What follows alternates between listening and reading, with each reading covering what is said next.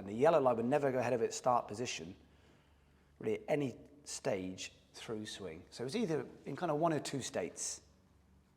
It's at address, or it's behind its start position. Let's go and play that through again.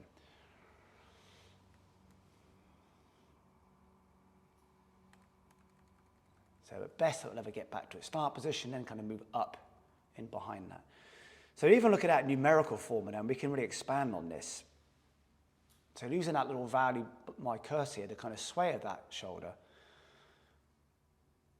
what's very evident, again, with the most accomplished guys, it'd be nice to then look at this when we do our kind of live sessions this afternoon, is when does it first get back to zero? When does it get back to its start position? It's almost to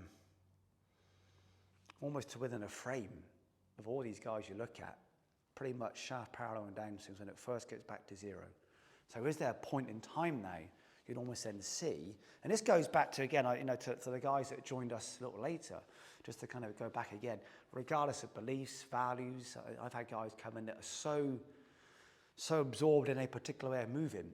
That is just how they see the world. And you know what, good for them, because they've been very good players with it. They are so driven by that is the way you need to move. And you get some guys that are slightly more kind of laissez-faire with things, a little bit more kind of whatever, like you can do it, sing. And you get often these very, they're called rule-based behaviors in skill acquisition. These kind of very rigid rule-based, this is what you must do, they're called rule-based behaviors. So I say to most guys, hold strong bodies very lightly. Hold these strong values you have in life very light. Be prepared to shift these values you have in life. And for some that can be a bit demanding some days, but that's a different discussion. So regardless if you're so rigid, so rule-based in your behaviors, or slightly more, doesn't matter, you still see this.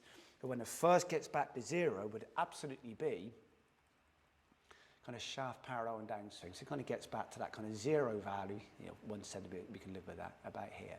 But it never really goes then above or past its start position really at any time ever through downswing. So it'd be interesting when we do these little live playful sessions later on today, do we then start to observe then? So what that lead shoulder is for me, it's a bit of a proxy measurement, the lead shoulder in some ways. It's really a representation that all segments are behaving well. So it's a bit like it's the sum of all its parts. It's a proxy that when the lead shoulder traces and behaves nicely, invariably, Victor, the whole human, through foot and ankle, through neck, for the visual system like we spoke about at the start of the morning, hand and club, whatever it might be, all those segments are somewhat behaving quite nicely. But when that lead shoulder kind of is being disrupted, then normally if there was something through the system is very unhappy about moving in a certain way. So it's like in some ways it's the true proxy of all segments. Why is that? I don't know. That's why I want to talk to my friend at home. I got mildly obsessed by this, so I want to hopefully catch up in the next few weeks. He works with England Rugby, so very clever guy in a different area. Is to why do very accomplished movers just kind of know where their shoulder is in space?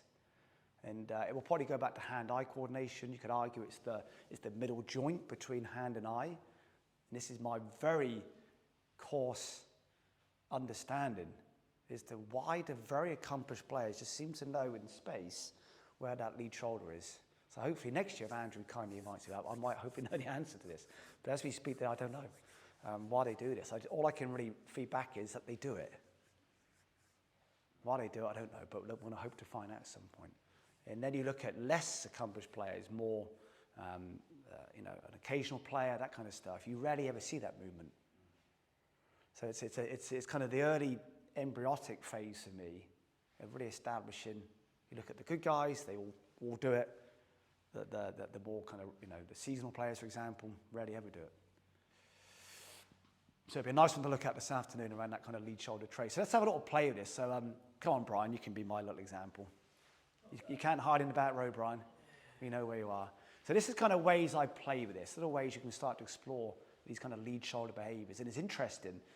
Had it with a couple of guys yesterday, both reference how different they felt through the floor. Hence the idea it's a reaction force. It's not the ground dominant force or the ground priority force. It's called a ground reaction force. What's it responding to? So they both very organic here, and I feel very different, I forget what language she used. One said they felt quite strong. I think that was the word she used in the morning. Another guy asked me, so I felt very different. I feel much quicker through lower limb now. So again, they got good at this by getting good at that over here. Again, going back to those drivers, the mechanism, what's driving that movement. To get good at that, we've got to get good at this. So it was interesting how players often then very intuitively go, well, to get that, I've actually now got this. Rather than saying you've got to get more force, yeah, but how? And we'll come back to that in a second. So Brian, just kind of take your start position as you normally would do. So little ways you can play with this.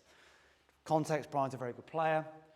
Been a good player for a long time. Member here for 25 years. Yeah, so yeah, a big connection with TGC, and been a club champion how many times? 5, 6 times? Yeah, 6 times. Yeah, so good player. So we've kind of heavily loaded our example this morning. Yeah. But all you guys are good. So I kind of give these guys these kind of playful commands that, just kind of place my hand on your shoulder there. Just kind of make a backswing and stop for me, Brian. That only allow your lead shoulder to first touch my hand when shaft would be, call it parallel, half down, call it what you want, P6 maybe in the Mac world, at P6, good. So that was maybe a little delay getting there for you. Yeah. So be very kind of really precise. Come into your start position again. Okay. So first touch my hand with that lead shoulder. So make a backswing and stop when shaft is absolutely horizontal and parallel, P6 and downswing. Good. Often what you see to give context behind this, most people, if you come into your start position, Brian, for me, would invariably be moving this way first. So just make a backswing and stop for me. So touch my hand immediately in transition. That's been a real common behavior these last kind of 2 days.